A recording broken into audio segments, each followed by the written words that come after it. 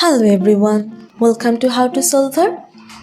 Today in this video, I'm gonna show you how to auto lock screen in your laptop. Before starting the video, please subscribe to How to Solver.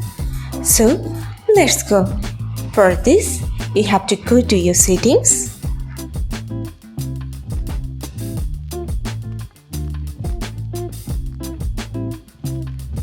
Now click on personalization. Now go to lock screen. Now scroll down. You can see here screensaver. Click on it.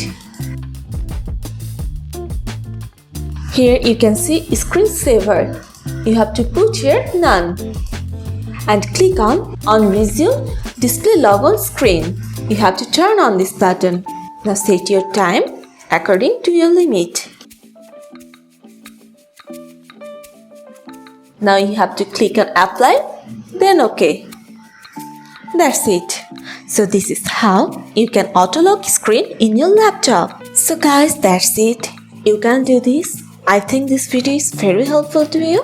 If it was, then give a thumbs up and hit the subscribe button. And thanks for watching.